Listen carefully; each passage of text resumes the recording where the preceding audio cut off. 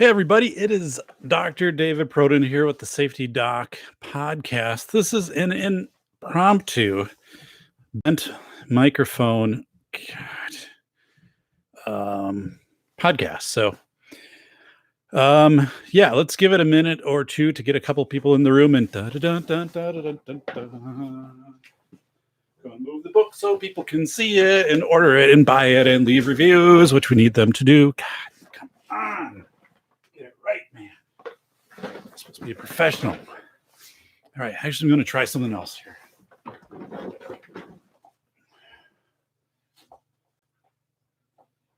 All right. Yeah, that didn't work either. Damn it.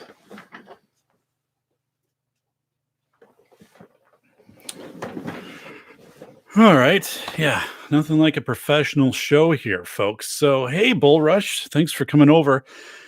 Not sure what happened over at Masculine Geek as I got knocked off. Hey, Nick. Also glad to see you guys here. So, yeah, apparently that just went to hell what I'm doing back here. I'm just going to get this out of here. All right, guys. Let me tell you a story about this. Got a couple really cool stories to share today. But this is a microphone flag, right? So you put this over and, whatever. But yeah, made that out of cardboard paper. Costs like $80 if you order them. But anyway, a couple things. Saw face validity, right? Saw a lot of police out today, like a lot of police. Not only local police, but the county patrolling like my neighborhood and stuff like that. So that's different because for like a week, I didn't see any. And just something good that started out of Bull Rush. Yeah, I knew when they got John in and he started to bring out that shark and stuff like that. That show was not going to last long. Even though the YouTube censors are stressed right now, they've got a lot of stuff going on, a lot of people calling in sick. That show's getting booted. But yeah, no, what appreciation for everything that Masculine Geek is. And Rob, hasn't he gone through like 100 earthquakes or like, aftershocks? Hey, Sir Bowden online. Oh, from New York City. Thanks, Brian, for showing up. So I appreciate that. And Bull Rush, Nick. So guys, anyway, this is my camcorder. It's a Canon. I've got this thing back like 5 years ago, and I just hated it. Right, just freaking hated this damn thing because the screen was always like dim. And it wasn't until like a couple days ago I went online and watched a tutorial and realized I could change the setting. So yeah, thing I never used. It's actually not too bad. I'm going to get a mic for it. So something else, like we were going to travel to Disney and I ordered a battery pack, and actually Rob from Rob says, make sure you get a battery pack for your phone, so you can recharge it. So this is what I ordered off of Anchor. And I'm just going to show you guys. So this charges up and then you can charge your phone with it. But if you try to get this through TSA, looks like a bomb, right? Looks like dynamite. I mean, looks like plastic explosives. Who the hell is going to let you carry this? Or if you're sitting at Disney at a table and you plug your phone into this, you don't think security is going to be over in 30 seconds saying, sir, what do you got there? It's a battery charger. Why is it red? And why does it look? I don't know. I ordered it red because I thought if I took it biking, and it, I wiped out, and I had this happen. Like my biking bag, everything fell out on the side of the road, and it's hard to find the stuff that didn't stand out. So that was my only thinking. I didn't think, it probably isn't good to bring something that looks like plastic explosives with me to Disney. So actually I ordered another one, a smaller one, and it's blue.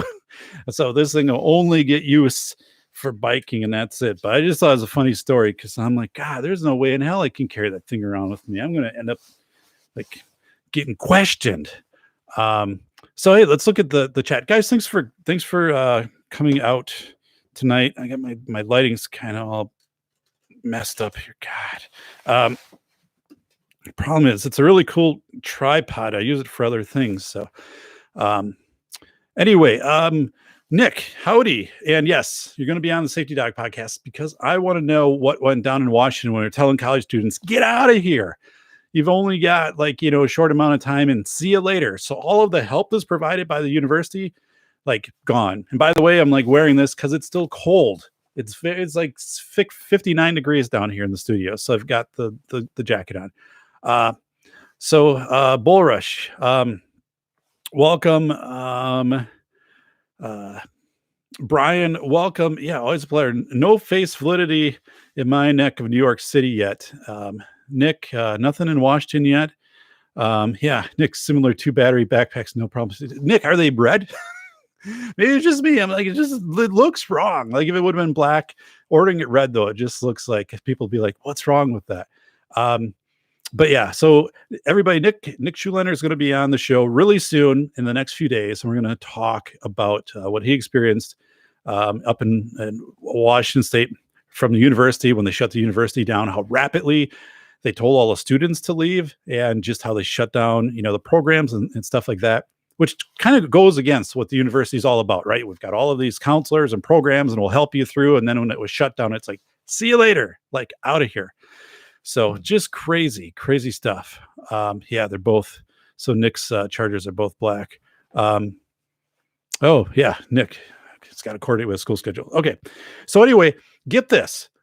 So I'm outside and doing some work in my yard, putting the hitch on putting the bike carrier on my car, because I the place that fixes my bike is an essential service. They got to stay open because of transportation or whatever. I'll tell you about that. That was kind of a freaky setup. But so anyway, one of my neighbors like stops over and gets, he's out on the road. So 20 feet away, and he's like, hey, I just thought I should tell you our entire family's been quarantined. I'm like, what?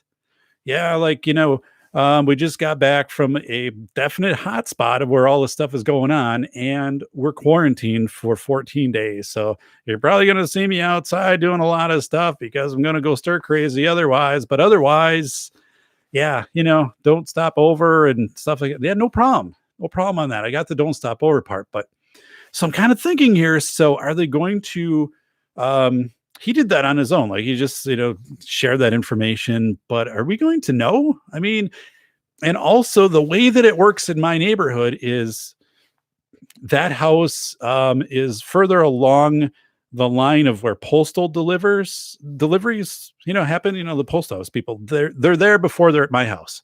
So I'm thinking this doesn't sound good, right? This does not sound good.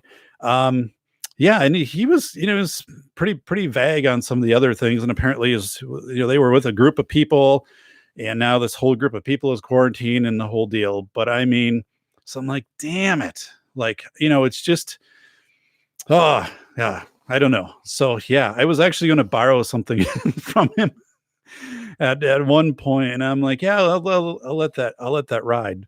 But yeah, so it's starting to hit home. Bryden, the quarantine area in New Rochelle, and they started New York, NYS, seem to have yielded positive results. Cases down. Yeah, I saw that. I saw in the news that New York seems to be having some success, and I definitely. I mean, we've ratcheted up here. Like our governor yesterday said, safer at home, which is just a nice way to say really like stay at home and then shut down the non-essential services, which is really maddening because, like our small engines place got shut down. So, it's a mom and pop place. It's been here since I've been here, 15 plus years. And you got to wonder, are these places going to open up again? Are they going to make it through?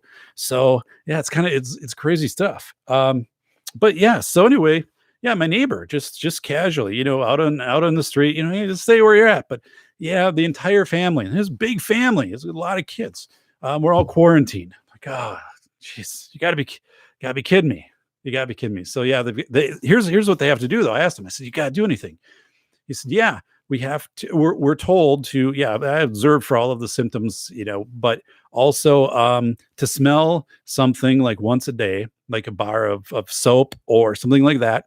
And then to put salt and sugar, to taste salt and sugar, right? That's what they're told to do. Like once a day. Like you don't want to do this like once an hour. once a day. And because that's early symptoms, is what they found is people lose the sense of smell and taste. Um, and so that's something they've been told to do. But otherwise, yeah, not too much. Um, so all right. So yeah, Brian wrote, I think it's smart to let your postal worker know that the family is quarantined so they could take a different action with their mail. See, that's a great question. Like, I agree with you, Brian. How does this get communicated out? Because it does seem there should be something, or even some, yeah, you almost think, should there be some kind of sign, right? Because if anybody comes up, or they're a FedEx delivery person or UPS, if they're coming up to the house, yet, like, are we going to get to the point where you're going to have a sign you would just, a PDF you'd print off and put outside of saying, this house is quarantined, which they used to do right back, in the 40s, 50s, I think even 60s, those type of things. The printers were really slow back then. But yeah, it seems like that type of information should get out there. Or even if someone is delivering right to a house where people are quarantined, it seemed like that's information that we have to have some way of conveying. But I don't know how. Well, I know how to do it. I don't know how to do it in today's political climate, where you wouldn't be identified as singling somebody out. But it seems like we're beyond that point, right? If you're in quarantine, it just seems that other people, postal carriers, delivery people, stuff like that, should know. So yeah, Nick wrote, "Hey Doc, do you know if Skype allows you to stream directly to YouTube?" I don't. If anybody knows, let me know. I'm trying to do like a live stream with multiple people. And the problem is I can't use StreamYard because for some reason it blue screens my system, which isn't that old and it was custom built, but it always blue screens it. So I'm kind of like out of luck with that. Let me give you an update on face validity. So I already talked about going out and the police are like everywhere, right? It's just, I didn't see them for like 5 days. And today, I'm seeing like every police vehicle ever known to man. It's just crazy. And really, and they're parked in strategic like places. They are doing some sweeps, but I'm like, this has changed. Like, this directive has changed. The hospital was the parking lot was pretty full today. I captured some video of it, but it was raining outside. So I decided not to try to cut it into a video. But yeah, so that was pretty busy. Saw, more activity at the stores. So again, I was out a few days ago and did face validity. And so things are busier. And again, that was on a weekend. This is on a weekday. So, but yeah, things were a little bit busier, definitely at the hospital. But face validity. So here's what people are telling me. Like in Texas, they're having, more orders to stay at home, but, going out for essential things. We have relatives in California, and they're saying, they've tightened it up to the point where they're, going in some neighborhoods house to house and really encouraging people to stay home. And then, other areas where it's still pretty wide open. So, I mean, you can kind of write what what's going on for you, but yeah. So here's the thing though. And I've got good intel on this. We got really good intel. So if you look at what's happening in Israel, for example, there is the ability, right, to take your phone and your GPS from your vehicle and to know where you're at any time. And that probably happens anyway, and that information gets sold. But now it's getting to the point where if people don't take the quarantine directives and decrees and actually follow through on those, what's going to happen is they're going to be told, listen, if you're going out into the community, we're going to know it, right? Because we know your phone, we know your GPS. And here's something I thought about, right? What would it take to get a message, on your GPS or through your OnStar, or whatever, saying, listen, during this 14-day, you've got this much time to be out. You've got to return to this area. And also here's another part. So I'm talking to the neighbor who's quarantined, and he said, like, I don't know who the they is. I guess it's like the health department or whoever, like, met with them, but their activity records would be traced backwards for like 2 or 3 weeks. And they didn't have to provide anything. They were just told basically like so this tracing of who did you come in contact with, like that was out there. All right. We have one thumbs up So, like, if you can get up there and hit the thumbs up button, and if you're not subscribed to the show, please subscribe. But yeah, I appreciate that because um, pause here, the Safety Doc podcast, safetyphd.com, 123 episodes, awesome guests, cool topics. Now that I've got the camcorder working, we're going to be out in the field more. It's going to be really good. So keep the show going. I appreciate it. And like, yeah, so I retired in June. I've got a lot of time to do this. But anyway, yeah, safetyphd.com. Check out. Damn it. School of Errors. Hey, it's my book. Yes, it is my book. Apparently, the publisher slashed it to like $15 as Kindle version on Amazon right now. So it's a good deal because it's usually like 28 or 30. Hard copy is still 30, but it's actually a hard copy, good book. First chapter. How thinking about a bagel can get you through the worst day of your life. So, yeah. So, all right, Bull Rush. Yeah, I got to figure this out. I got to figure out the StreamYard hitch of what's happening with my system here. And of course, there's like nobody to kind of help me with this because all the tech people are off. So, all right, let's see. Bull Rush. They decided to not vote on it when they caught word that several local groups on Facebook were coordinating armed disobedience if the order was passed. So that was going to home order. Get this, guys. So I live next to Dane County, which is Madison, Wisconsin, our state capital. And 2 days ago on their website, the county website, you could submit if someone was assembling in a large group and basically all the information you had, who it was, where they're assembling, all of this stuff. And basically, then the police would go either try to break it up or find these people. So it was telling everybody. And so what was happening, right, is people start going around and they're trying to look for groups. The opposite thing you don't want to have happen. And this is just crazy mentality. They took the site down the next day. So there's nothing left of it. But we're not far from having those type of things of like, hey, report on your neighbor, what your neighbor is doing, or they 5 people are in the backyard, cooking steaks or something like that. It's going to get weird in that regard. And from a enforcement standpoint, I mean, if you can just turn it over to people and say, here's a little bit of power for you to go and to police this on your own, and then we can come in and thanks for the tips. There's a lot of people that kind of buy that, right? Of kind of being pseudo deputized. So it's crazy stuff. So yeah, so Face Validity, I go in and I drop my bike off. So it's a little town and I have to go into Dane County to do it. So I'm gonna have to cross county line. And this town, there's like road construction, it's just friggin' crazy. Like this whole, I had to like go around big gravel piles and stuff like that with my car. I'm like, this better be worth it. So these guys are like hippies from the 60s. Like these 2 dudes that run this bike place, they've had this thing for like 40 years. They're really cool. And I always like going in the shop. They've got really cool stuff. They're just great guys. And I pull up and, my bike is on the back in the bike rack. And one of the guys comes out. He's like, hey, I need you to like stay where you're at. And I'm like, really, Andrew? Come on, man. No, it's the way it's the order. It has to be. And so they took the bike off and then he's standing there. So what do you need done? I said, well, I got it written down. Like there's a couple of gears. I need a few things. I've got it like all here. So like I had to put the piece of paper. It is really weird stuff, especially when you got kind of the not anti-government, but not aligned to the government hippies. They're really good guys. So, but like they're not the people I would expect to like be this vigilant on it. But it was really an eye opener. And I was like, yeah, I mean, so, they took the bike off the back. I was always like 10 feet from them, took it in. Hey, we're really busy right now. We'll give you a call when it's done. But I don't know. I'm just glad they're open. But it's just a really weird experience. Because I thought I would go in there, all this stuff. But yeah, things like that are getting really weird. And like you go in, like, you go someplace like these convenience stores that are open and you order a coffee.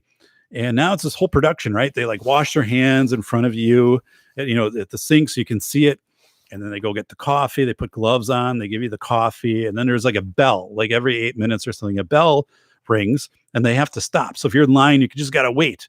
And then they go and then they spray things down with Lysol and wipe stuff down and like wipe the keypad down and whatever. I mean, whatever it is. and the door handles, and then everything starts again for another 8 minutes. It's just weird. Like it just really is strange. But again, we're into this a couple of weeks now, and people are trying to figure out like better or safer ways to do things. So this is a step there. It's not quite to what it will look like maybe in a week or two. Just like when we started off with all those drive-through testing things, remember that? Like you're going to drive through this tent, and people are going to stick a swab down your nose and throat and test you for the virus. Yeah, that was doomed to fail. That just didn't make sense, but it's an early reaction. Let's check over here in the chat room.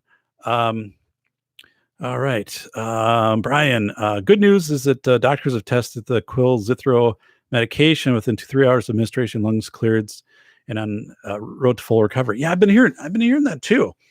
And I think we're gonna have more coming out on treatments, not vaccines, of course, but I mean treatments that are going to be effective in this. So that's pretty cool. Bull Rush, yeah. Give me the book. I'll sign it. I've got a special stamp, the Safety Doc stamp the books that I sign. I also use this Mount Blanc pen right here. So this is the one I use when I sign books. So it's the most expensive pen I own. I bought it used, actually. My friend who's a pen connoisseur picked this one out for me at a secondhand place, and then I was able to buy it. Kind of weird, but actually the reason you do this as an author is then the ink doesn't fade and deteriorate like this just over time. It's kind of out of respect for people that buy your book that you're not signing it with a hotel room pen. like this baseball I got here from this baseball that I had signed there we go, up in Superior, not Superior, up in Duluth, when I threw out the opening pitch, and it's all faded. There's like no light down here except when I'm down here. So it's just, yeah. Hey man, we'll sign it, with like a ballpark, this is a basic pen. So, hey, I wanted to stay with me for this. This is really cool. So Russell Akoff, I'll just type his name. This is where I get in the spelling. My Russ Akoff. Russ, is that with an L or one L or two L's, or does he spell his name with three L's, or Russell Akoff. So, yeah. So Russell Akoff was like a futurist, like an engineer, design type guy, really cool dude. Kind of like a Frank Lloyd Wright type mind. So in the 1950s, he talked about working at Bell Labs. Okay, so Bell Labs, the phone people, like everybody's, the phone networks were largely Bell. There were others in there too, but I mean, so Bell Labs in the 1950s, we think of phone. And the title of this article, and I guess I can share it. I don't know how this will actually work, but there it is. Yeah. Okay. So I just posted a link to it. It's a really good article. And I learned of this years ago, and I bought the book Idealized Design. So it talks about how Bell Labs imagine the future of phones. So let me go. I'm going to read what happened here. So this is Russell Akoff telling this story again. So he's an engineer with Bell Labs. At that time, he's probably like 30 years old. This is in early 1950s. So he said, we arrived at a typical. So what happened is Bell Labs called all of their head engineers from all over the U.S. and said, you have 48 hours and you need to get to our headquarters, and we have big news to share with you. And that was it. So everyone's like, God, I mean, what's happening? We're gonna like lose our jobs? Are we merging? Like, what is this? I mean, nobody knew. It's just like, wherever you're at, drop what you're doing. You have 48 hours. You got to be here. So here's what he wrote. So he goes, we arrived at a typical classroom that held about 40 people, and it was almost full. The vice president was not there yet, nor did he appear on time. Yeah, nice. Make him wait. This was very unusual. He was a big man, extroverted. He could not be near someone without pinching, pushing, hugging, or pounding them on the back. Interesting. About 10 minutes after the hour, the door to the room squeaked open. All eyes turned to this man. He was obviously very upset. He was a pasty gray. He's bent over. He kind of shuffled in. He mounted to the platform, the podium. He put his elbows on it, and he just started to look down. So he's like, "Ugh, something really bad happened. Something bad happened." It's kind of like when Masculine Geeks podcast went to hell tonight. What happened? So anyway, the room totally went silent, dead silent, dead silent. So all these engineers like Russell Acuff, they're like, this is bad. This guy's like having a breakdown. So finally, the head guy looks up. He looks up and he says, "Gentlemen, the telephone system of the United States was destroyed last night." And then he looks down again. So, they're like, all right, we know it really wasn't, but people are kind of whispering around. So what's up with this guy? Like, you don't believe the phone system was destroyed last night. It's still working, right? But so anyway, this the president, the company comes on again, and he starts talking with rage. He's like, the telephone system was destroyed last night. You better believe it. And if you don't by noon, you'll be fired. So he's basically telling these engineers, like, everything's destroyed. Like, everything's gone. Everything is as you knew, the way that we wired phones, the way that we made phones, the system of rotary, like this whole thing, like everything's gone. So then, of course, it's not authentic, right? Because everybody knows. But what he said is, here's the deal. He said, I want all of you to create the phone system as it should be, not the way as it evolved. And then it got all these extra crap like put onto it that we didn't need. And we're not evolving fast enough. He's like, just use whatever you can use, like use whatever you can use, and come up with this. So I'm not going to read anymore. I'm just going to kind of summarize some of these things though. So this is when some of the engineers that broke up into teams, and they were given something like 30 days, right? 30 days, come back in 30 days and tell me what you've got for a new phone system. Anything goes, right? So some of these engineers, again, these, young guys like in their 20s and 30s, they go off and one is at a university. So and the calculator was just starting to be, something back then, the early model calculators. So he said, what if we did this calculator deal instead of a dial pad? What if we did that for phones? Nobody did that. Nobody had to touch, so they actually created that. They started to test it with people. Lo and behold, it was faster and it was more accurate, right? So then they came up with stuff of like, wouldn't it be cool if like when somebody called you, you actually knew the number or knew who it was? Caller ID. It started out of this meeting, this chaos meeting, right? Where everything was just thrown out. So that was gone. Wouldn't it be cool if like more than one person could be on the phone at a time? Conference calling came out of this. So I mean, all of this stuff, right, that we just take for granted, now phones have gone cellular, but really like when we were growing up, like 80s and 90s, that was all stuff that came out of this meeting with Bell Labs, Idealized Design. So, I mean, take that link and read it.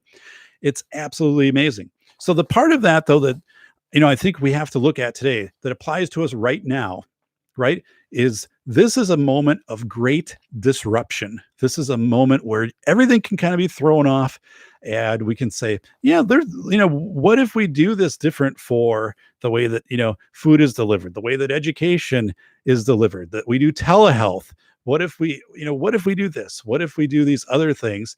It is just amazing, right? It's liberating. And the fact that a lot of the regulations have kind of been pushed aside by the Stafford Act and people are being rewarded for being innovative, like right now.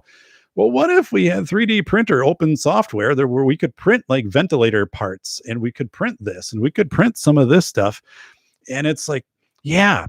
So whatever industry you're in right now, Nick, Bryden, Bull Rush guys, I mean, whatever industry or friends or, services you're in, think of the way that you can evolve those. Think of the opportunities in those. I mean, flat out. I'll give you an example. So I teach a university class, right? And I teach it this semester. My students, starting tomorrow morning at 7:45 here for the doc, they're gonna do their next assignment via Zoom, right? Which I learned about thanks to Nick Schulaner. So Nick, zang, thank you for that, buddy. They're doing their assignments by Zoom. So they each have 20 minutes on the clock. We schedule it out. They come in Zoom. I don't have to grade papers. I don't have to dork with this stuff of scanning papers and getting them back, which I did ever since I've been teaching for years at the university level. I don't have to mess with that stuff, right? And it's better. It's better if they can actually convey, and I know that they authentically. I can ask them questions, right? Otherwise, I just get a paper and the class is done, and I don't know. I can't ask you a clarifying question. I'm not sure. I had one person, they didn't even do the assignment. They did their own assignment. It didn't even match a rubric. But this is really cool. Like this disruption wouldn't have happened though, because the university would be like, no, everybody's got to do this. It's got to be APA style. I mean, my last syllabus was 18 pages long. 10 pages of that was required by the university. Some of it was federal government stuff. So, I mean, it's just insane. But yeah, I'm like, I don't, APA, yeah, I get it. Like anybody can look that up. I can look it up in a second right now, how to APA cite something. And generally with APA, there's so many examples out there, but if you're close, it's good enough. Unless you're doing a book, like don't worry about it. I mean, just cite your sources, yes, but yeah, like that's it. Don't worry about it. So anyway, I'm doing that tomorrow. And for me, this is great. Let me check over here in the chat. Yeah, Brian forced into it. All my clients had to postpone. Talking about using Zoom, you know. So, Brian, if you go to the Pro Zoom monthly, you can use Zoom to stream to YouTube. Yeah, you're right. I looked at that. I think it's like $14.99 a month, which is good. I just got to make sure like I'm going to use it enough to get my money out of it, because like the podcast here, not sponsored by anyone, although it airs over there on the 405media.com. But so this really isn't it's a hobby. It increases my knowledge base. Really, actually, the podcast helps also for expert witness work to build my background skills, and I love it. And I'm actually going to like do so much more here with the podcast. It's gonna be awesome. Yeah, Nick, I'll check it. Yeah, Bullrush, right? There's a program that can rip info for citations. This stuff is like it can be automated right now. Or if you really, really, really, really, really had to do something like a dissertation, like I hired an editor to do like the APA site stuff. Like I had it all down on, like a spreadsheet, and I just said like, make sure this all matches APA, and paid, I don't know, $100 or something. I mean, so this stuff is antiquated, right? It's like, it's like learning cursive. I mean, I don't know the last time I've written cursive. Now with a pen like that, I will sign your book in cursive. Don't worry about it. You get me the book, I'll sign it. It'd be really nice. It's really good. Whatever, anything you want me to write in there, man, just get it. Hey, I've got it. Yeah, I've got it. Good luck at your new location. But whatever it is. So anyway, hey, that idealized design though, I think we're in this mode. And if you propose stuff, right? If you propose some ideas out there to your employer or to your clients. So I also have a number of clients that I work with. And all over the country. So a lot of the stuff was already webinar type based or Zoom, but like I'm looking at this thing. What has happened right now will change professional development for their staff going forward, at least for the next 6 months. That's totally going to change. I can get ahead of that, and I'm going to start having some conversations this week and say, listen, I can put all this stuff into webinar base. I can put it into Zoom base. Like we can do all of this. I can have it ready for you to go in a couple of weeks. They want that. They need that. So take the innovation and go with it where you can. I'm thrilled. And the fact is, more people are learning Zoom. The teachers have to learn it right now because a lot of schools are using Zoom to deliver their virtual instruction, or they're having to learn, Blackboard or stuff like that. So the teachers who are kind of reluctant to do this stuff, there's no choice anymore. So again, this is the disruption which is helping me out. Now, I want to get into this part two of this additional part. So we already talked about my neighbors are quarantined because they came back from a hot spot. So yeah, like that sucks. And the fact that I didn't really know about it. So until like they willingly told me, but seems like there should be some kind of formal way to make that known. We talked about face validity. Things are a little more busy here in Doc's neighborhood. Just going out, more police. Definitely have seen more police. And I've seen a lot more activity at the hospital, although that could just be people going to the hospital, their front parking lot. Stores have picked up a little bit, maybe about 50%. Nothing really happening at the armory though. So, and there was a rumor going around town. So get this, like everybody's like, hey, they're going to be shutting down like the recycling center and garbage pickup. That never happened, right? I had people telling me, I'm out for a walk. people in my neighborhood are like, did you hear that the state line, the state border shut down? I'm like, I don't hear that. I'm pretty connected. How the hell did I not hear that? Was it on the news? No, it wasn't on the news. Somebody went down and they got turned around at the state border. I'm like, man, so that didn't happen, right? That didn't happen. Now, the other part too is like, did you hear like the county borders are going to be shut down? I'm like, it's not happening. One, like it hasn't been a decree, but like, how would you actually do that? You have all of these different ways to cross into the counties, and you're not going to deploy your police to enforce this type of thing. Like, there's other ways to do that. The other ways would just to be to publicly come out and say, listen, for the next 30 days, we're going to track your movements on your phone and your vehicle GPS. And if you get in the areas that you shouldn't be in, we're going to come up with a notification saying, hey, you shouldn't be here. You got to exit. And if you persist there, then you're either going to get a fine or we're going to stun your device, like your phone. So your phone would only work for like 5 minutes every 5 minutes of every hour for like a week or something like that. You did that to spring breakers on the beaches. That would put an end to that behavior, right? So I think we're going to see stuff like that. But I mean, it's like Orson Welles. War of the Worlds broadcast. Remember that? You know, he came on, War of the Worlds, aliens are stopping through. Here they are. Oh my God, they're coming down the road and everything like that. And people are like, oh shit, this is bad. People thought it was authentic, right? They're not face validity. They're not going up. But it's kind of weird though, because the next day, researchers, I think it was from Stanford, went out with like grad students and, you know, psychology research, all people who won't have a job when all of this stuff is done. But they went out and they were interviewing people like, what did you see? What did you hear? What happened yesterday? And people, like reputable people, right? You know, like said, I saw it with my own two eyes. Like it was, you know, this big metallic thing and there's footprints over there in the field and it was going there to shoot laser beams and fire was everywhere. And it's like, then there's nothing, right? It's never happened. It's just a story. But people have this confirmation bias. So all of us like listening right here, I mean, we know it, right? Confirmation bias is when you basically only hear the information that backs your position. So, you know, when someone is saying something and you agree with it, you're like right on. As soon as they say something you don't agree with, you just ignore it or just dismiss it. So we've kind of got that way as a society, confirmation bias. So yeah, when people expect there to be chaos, when they expect like more and more and more and more bad news, like they'll just start creating it themselves. They'll start creating the stuff of saying the borders are shut down. I heard the airlines are closing down. This is happening. I did this. I saw that the armory, they're dropping like, you know, crates of stuff. I've heard that story. Like nothing happening over there. There isn't some Apache helicopter brigade that's landed at our armory field. I mean, like none of this has happened, but people who are, you know, this isn't like a 12-year-old kid saying this, you know, these like 50-year-old people who are and then you press them and it's like, they're always saying, well, I got it from a good source. But again, face validity, if you don't have it from your authentic, you can't go over there and if it doesn't validate, it's not authentic, right? People just go with the sensationalism. It's really dangerous too. It gets really dangerous because people just start to snowball in that. They get really wound up. They get really anxious. They start spreading a lot of really, you know, false information, getting people terrorized. It's not a good thing. Let me check the chat here. So Bullrush, I can write anything you want. Doc, you don't want to say that to me. Yeah. Maybe not, right? As far as the book.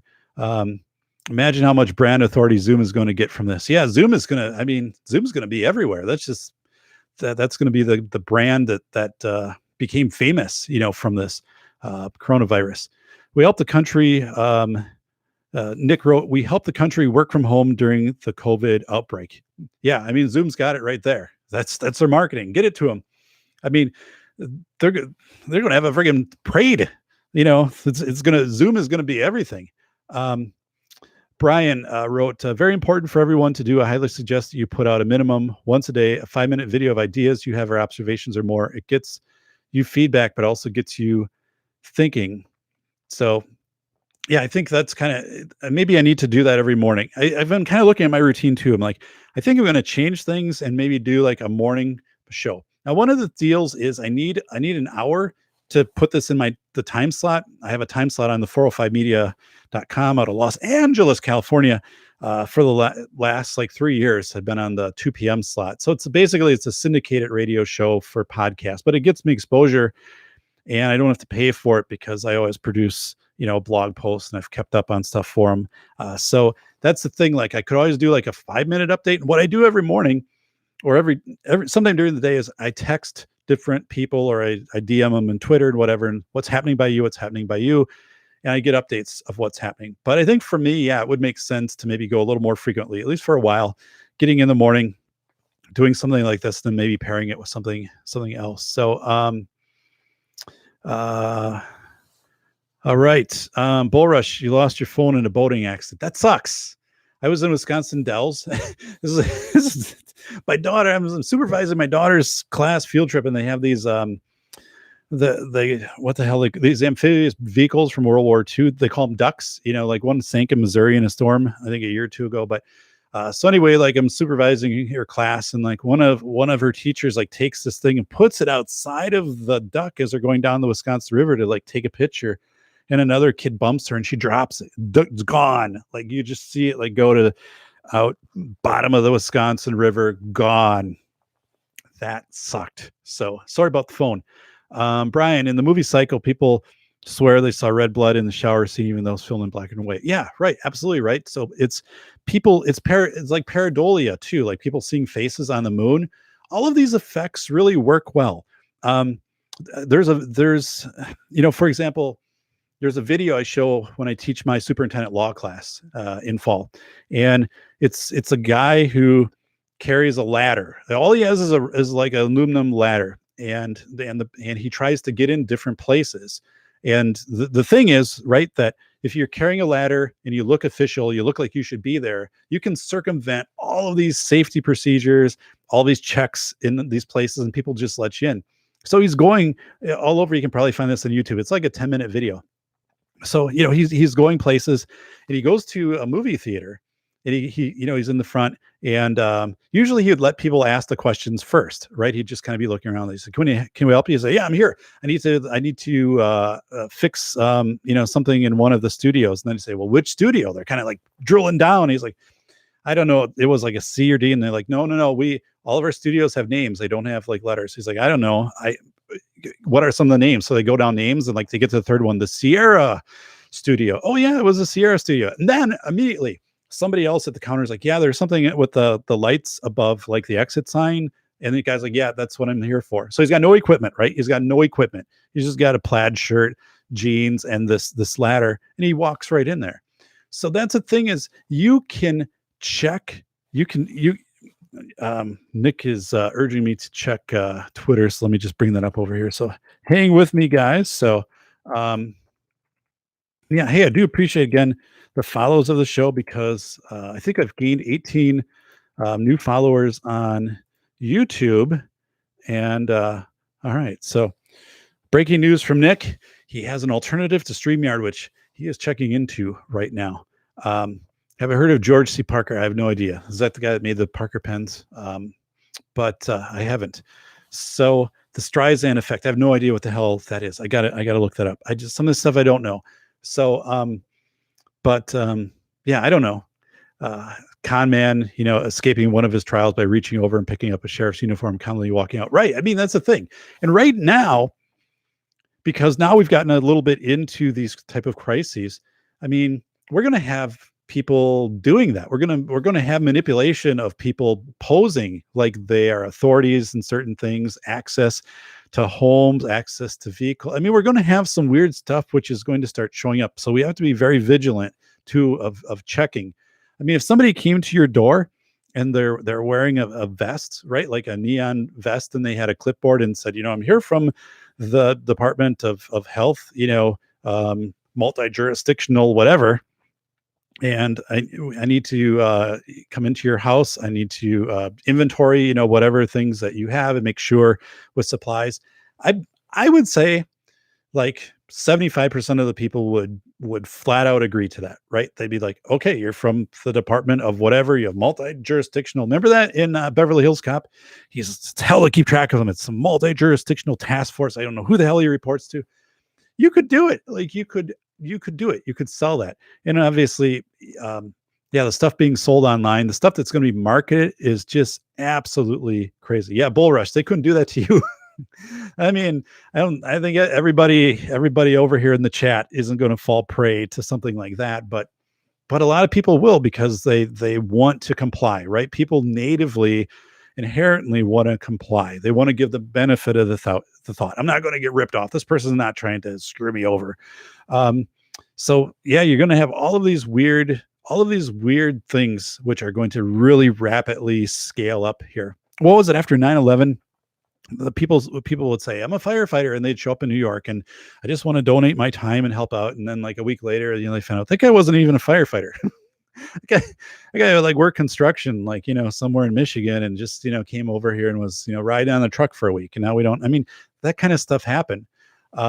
It's just crazy. So let's check out here in the, in the room, in the chat room.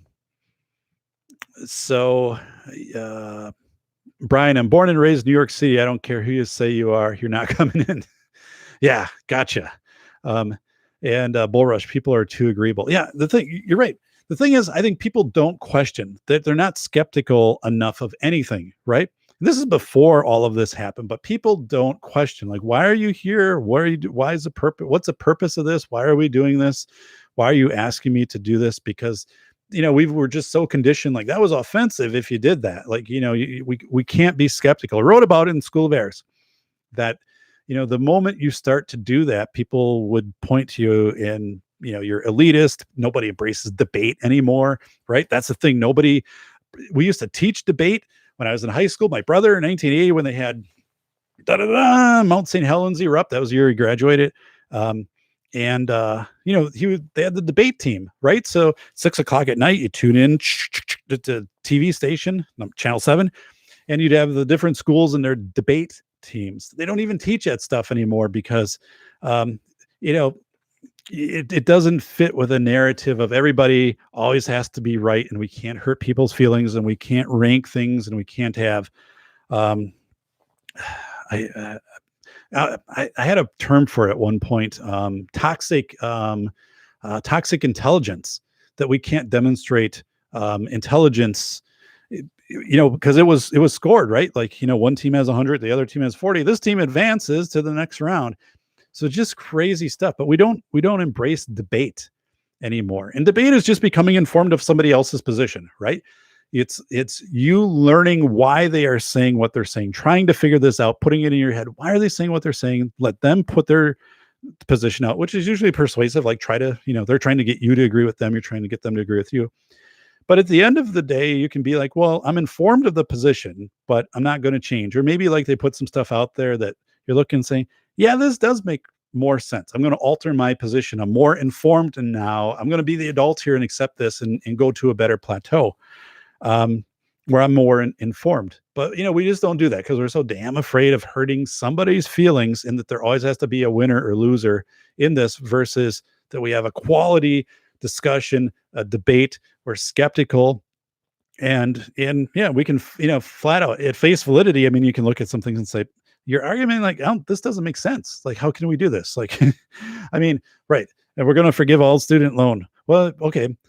That's an interesting argument, right? But if we forgive all student loan, the money just gets paid through all of our taxes, right? That just comes back onto everybody else. So it's not like this jubilee that we wave the wand and everything is gone. I mean, so it's that type of stuff. So let's go over in the chat. So over in the chat, Bull Rush, cynicism is a superpower nowadays. Yeah, absolutely. Absolutely. I mean, that's the thing too.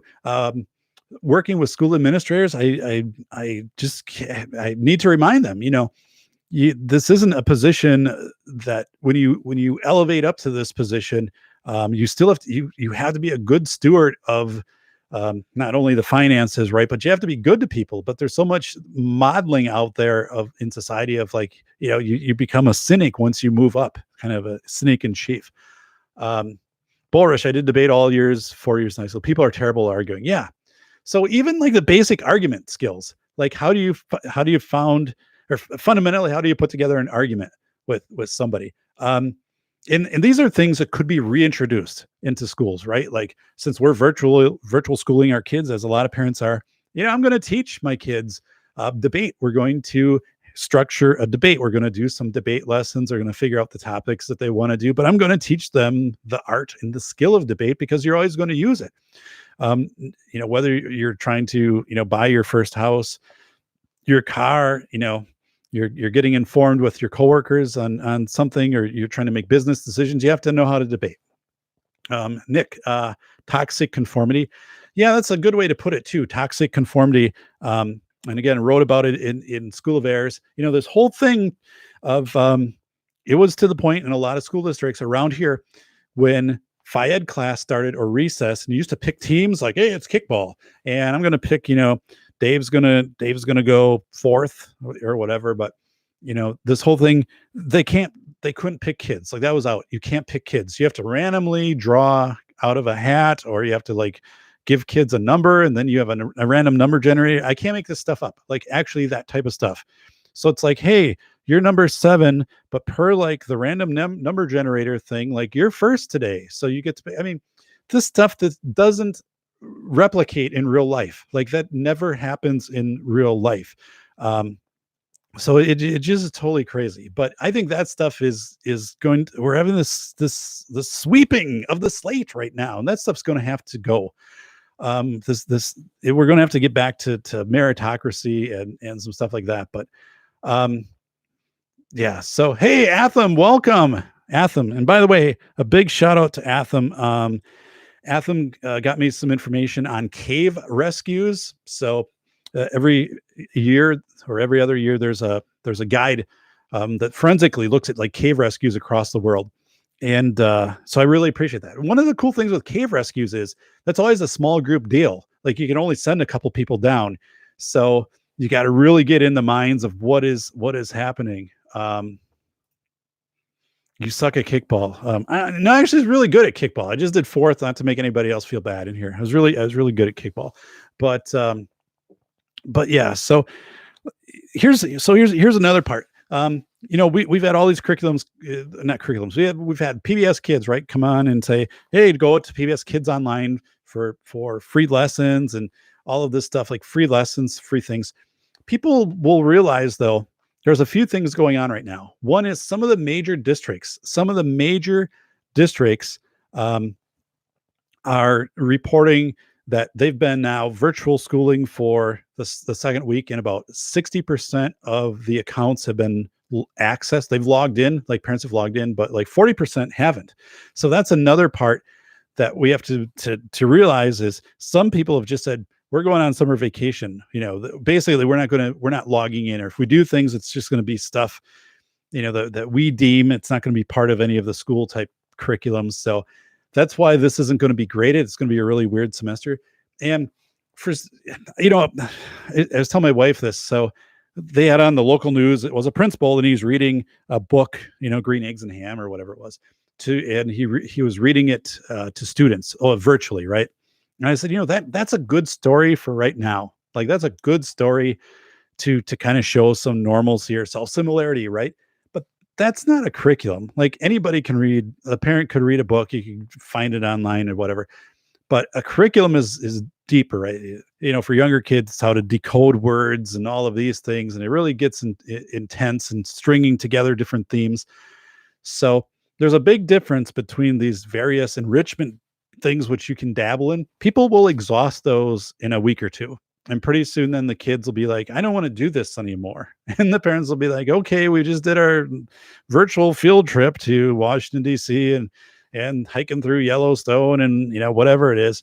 That stuff's going to bore pretty fast. So there's going to be this thing no one has really set up, unless you've already homeschooled, to get into this virtual curriculum. So that's something I just want to point out, because we're going to see, I think, come this fall, across the country, I would say 10 to 15% of all parents who have their kids attending brick and mortar schools are going to move them to virtual school, because they're going to be familiar with it. Like, they've experienced it now. And I think they're going to want to keep that self-similarity going. And there's a number of factors, I think, that are good to that. Like, I appreciate what we're able to do with our daughters, how we're able to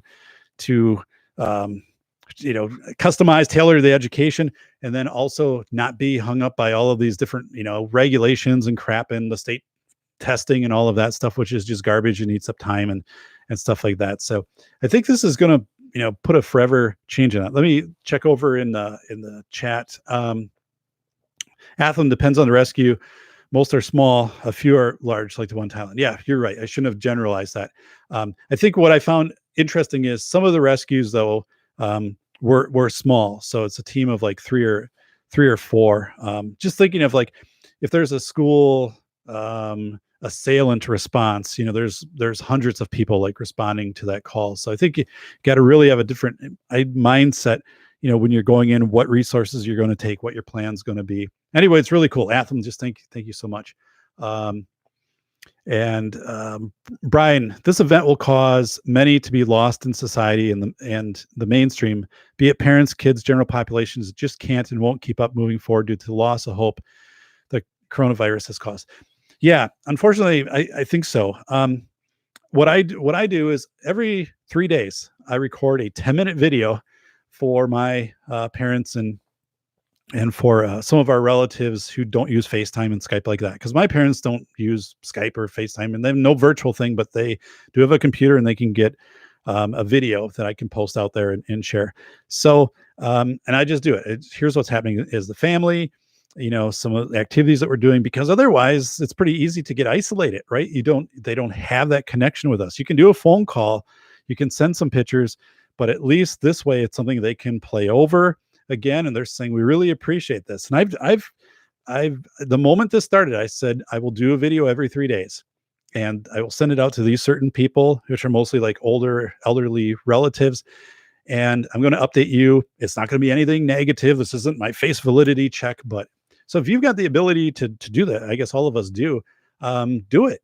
And I think it's going to be also an interesting thing to look back on. I actually have a computer folder, quarantine videos, and then I just date every video that I make. But and you're right, Brian. I think people are going to have a hard time. For one, I mean, fiscally, if this hits you, I had somebody share this story before, but I had somebody who contacted me maybe a week or 10 days ago when the market started to shed like 2,000 points a day, like just crazy stuff. And they're like, we just retired and we always knew you're kind of good with finances, although like, I don't know what that is, but, and they're asking for advice. Like, what should we do? I'm like, I can't tell you what to do. I can't tell you to sell. I can't tell you to do that. But, what they did is, so the market dropped, right? Dropped like 30%. They sold everything. They sold like everything that they had in their late 50s, and they just retired. Now they have to live off this stuff. So it's people like that are like, oh my God. I mean, like, how are you gonna get back to that? And yeah, elderly people, trying to get back into society as it kind of gradually reopens, and how this whole social distancing is going to look. It's going to be hard. It's going to be really hard. And I was going today. I was out on the high school track. I was recording the.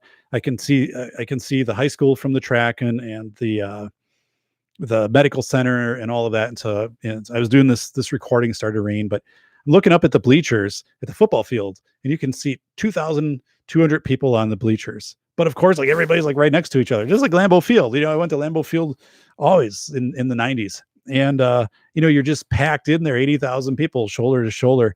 How in the world is that going to kind of restart? I just don't know. But I also, Brian, I think the loss of hope, again, it's important to note, because I'm seeing that manifest in people I would identify like typically as being stable, right? That I've known, who start to fabricate these scenarios which just aren't happening. Like, just telling me very impassioned, that the border's shut, right? That they're not going to pick up our garbage. This is the last week, and then they're not going to pick up our garbage. I'm like, oh, but they're losing this face validity. They're losing their touch with reality. They're no longer being skeptical. I think they've just this velocity of information, which I talked about in a recent podcast. I mean, they've just been hit with so much that it's kind of got them off kilter, and they're kind of like over here, they're like trying to make sense of it. So then they just start generating their own narratives. I think maybe it gives them some sense of control if they're the ones to break the news or to I don't know what it is, but it's really disturbing because I these are people too. Like when you tell them that's not what I'm hearing, I'm not hearing this, or who are your sources? I mean, you don't want to also embarrass people. And where they say, I just made it up. Like, I'm sorry, I shouldn't have done that. But it's really, it's something to be aware of. If you have people around you who you would deem stable, reliable people who start weaving together these narratives, which just aren't factual, I think it shows that they've lost this touch with reality. And of course, once you do that, it's really hard to kind of get yourself footed and also, back in back in logical, normal scientific thinking. Let's go over in the chat. There's a lot of local homeschool groups on Facebook to get involved in. Yeah, that's a good point, Bullrush. So I think homeschooling is going to take off, with this and in the future. So these school referendums too, where they built these massive schools and they anticipated they were going to get more kids, like we're more and more enrollment. That's just not going to be the case. We probably peaked in brick and mortar schools. Like right now, we will probably perpetually be on a decrease of kids attending brick and mortar schools. Effective immediately. I mean, it's probably just the reality. Brian wrote, we need to be aware of these individuals and do our best to lend a helping hand. Yeah, this is really a time to be helpful and to not be critical of people. I mean, that's like, when people say to me, like, Dave, the counties are shutting, their borders down, stuff, like, I know that they're stressed. So I just say that's not what I've heard. So maybe, you have different information, but, kind of reassure them. But I'm not saying that's not accurate. The hell are you thinking? Like, you're lying, or that's not true, because, they're stressed. Yeah. I don't want to, make them feel bad about that. And, continue. I mean, the phone calls, taking some pictures of, family doing things, especially outdoors, sending it to relatives, or if you're playing even like a board game, stuff like that. People, when you go to the stores, I mean, people thank them, kindness, right? Thank you for doing this. Thank you for doing that. Bring your manners back in with you, because I mean, these people now, there's less people out there doing the jobs. They're being stressed out. They're being put, to the max of working more hours. And even like I'm doing some drive-through banking, I'm like, just I put my stuff in a little container, it goes shoop, and then it goes back into like where the bank is.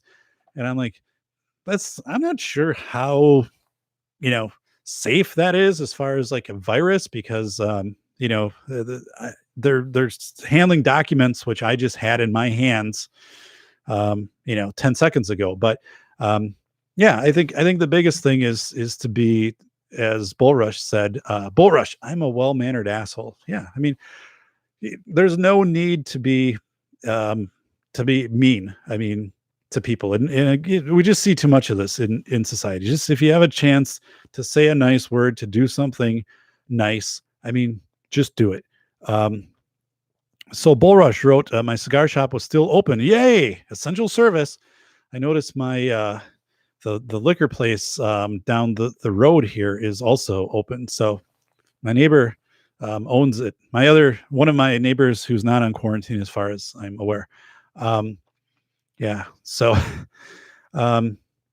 Bullrush, why? If you don't embarrass them, they'll do it again. Yeah. I mean, I guess these are people I know, and I would guess, I think they realize it, right? When I pointed out, and I'm a pretty reliable source. Now, if I say that's not the intelligence I have, that's not the intel I've got. I've had nobody tell me that, when I leave, they're thinking, yeah, damn it, I shouldn't have said that to Dave. I shouldn't be saying that, So I'm guessing, I think that's going on. Like, no one's tried to ramp it up with me and said, like, I've got it, I'm going to have them send a picture or things like that. So I don't know. We'll see. So, anyway, let's kind of get into wrap up mode here on this show. And I'm just going to go through the four points again. One is, yeah, my neighbor, one of my neighbors. All right. One of my neighbors said, Dave, my family is quarantined. So just so you know, we are quarantined for 14 days. So yes. And my question with that is like, how does Postal know about that? How does UPS, any carriers, the delivery, takeout? I mean, there seems like there should be a way that that should be more known, or that somebody just doesn't go over to the house, right? So how do we do that? I think we've got to get to this point pretty fast of just making people aware. If this, indeed now has become this issue of public health, we've got to be a little more transparent if somebody is quarantining. I just think we have to do that. Second thing is face validity. Told you what was happening around my neighborhood. Um, I'm seeing more police out on patrol, and I am seeing more people in the parking lot at the hospital. Stores up about 50%. They were about 30%. Not much happening at the armory, but so really, kind of watching, seeing what's happening there. I told the story about Bell Labs. So go back. I put the article in the link on the side here. It's called Idealized Design. Let me go with the title again here. Idealized Design: How Bell Labs Imagined and Created the Telephone System of the Future. That was Russell Akoff. It was in the 1950s. Again, Bell Labs got their main engineers together in a room, and the head guy comes out and says, all of the phones were destroyed overnight.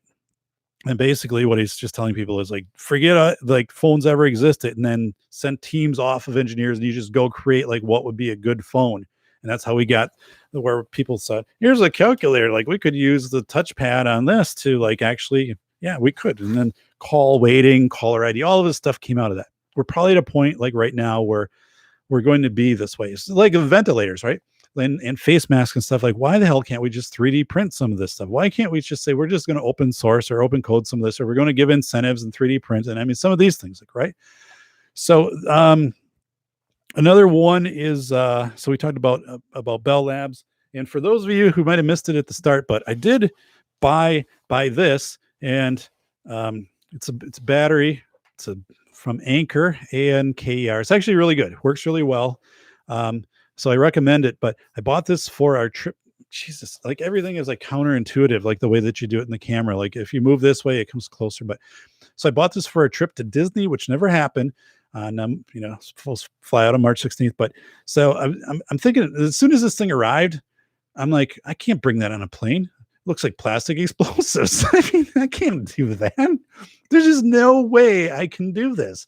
I just can't. So I ordered another one, smaller, and that was blue, that I could bring with me. Cause I don't need this hassle. The other thing is that I'm thinking, okay, so yeah, let's say I get it through the airport. I pull this out at Disney and put it on a table and, start to mess around with it. Yeah. Security's coming up to me right away. So this is just, it would look good. Like when I bought it, like I thought it was a good thing to go with the color, but yeah, definitely you do not want somebody carrying like this openly around with them in the airport. If it's like red, it's just right. It's just face validity is just a crazy thing. So I'm going to use it for biking, or it's not going to make a difference. And then, just the thing too, is like, if you're virtual schooling, hopefully your school, if your kids are going to school, now they're home, you're getting some help with that from the district, but just know, there's PBS kids, all this stuff, that's enrichment stuff. It's all good, but it's not a curriculum. So actually do a little bit of research, check out some of the Facebook sites for homeschooling, things like that. What is an actual curriculum? So you're kind of moving and building some skills with your kids. I'll tell you one thing with my daughter, and we'll wrap it up with this.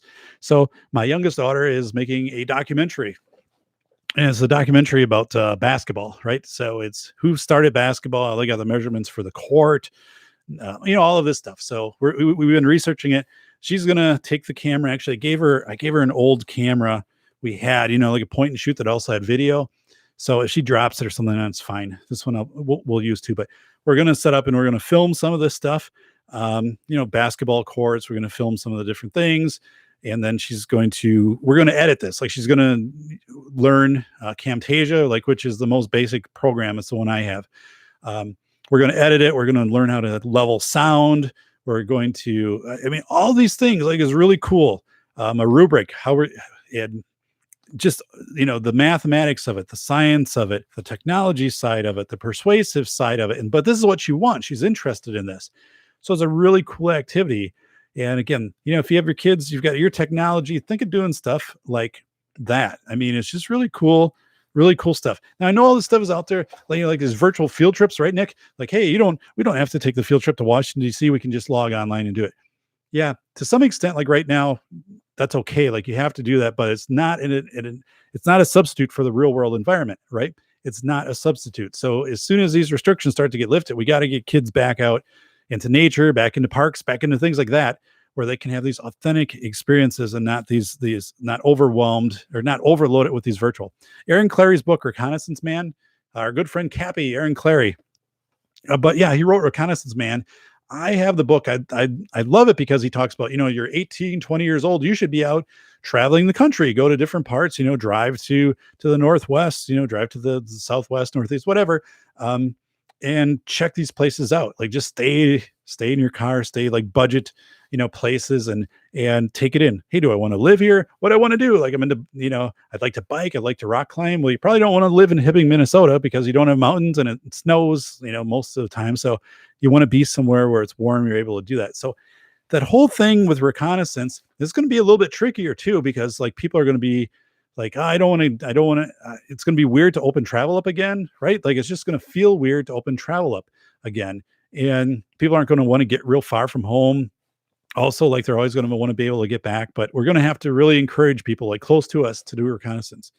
So yeah, folks, hey, Brian, Atham, Bullrush, Nick, and just let me make sure I'm not missing anyone. I know this was an impromptu, like after I saw that. Okay, so after I saw that Masculine Geeks show got ended early, I was like, yeah, it's been a while since I've done a live stream. I'd like to get one out there, and especially having the quarantined neighbors. So I'll give you an update on that. Because I'm gonna I probably will see them out, and I'll just kind of yell over like, hey, how are other people finding out about this? Like, what are you supposed to do if you like get pickup, right? What are you supposed to do if you order from Pizza Pit and are they drop stuff off, like the quarantined deal? I mean, I don't know. Like there's really no guidance. There's nothing coming out on the state at that. So anyway, take care, everybody. And please subscribe to the Safety Doc podcast. Just go up there, hit subscribe, help get your friends, get them to subscribe. Nick's going to be on the show soon. Very soon, we're going to talk about when the colleges shut down, what that looked like, that rapid pace, and also how to prepare yourself for that, and also kind of some of the marketing that you're going to see right now. And just take care of yourself. Find your Taurus, find your self-similarity, live well, be good. This is my green coat. It's cold down here. Appreciate everybody following this show and supporting the podcast. Take care, everybody.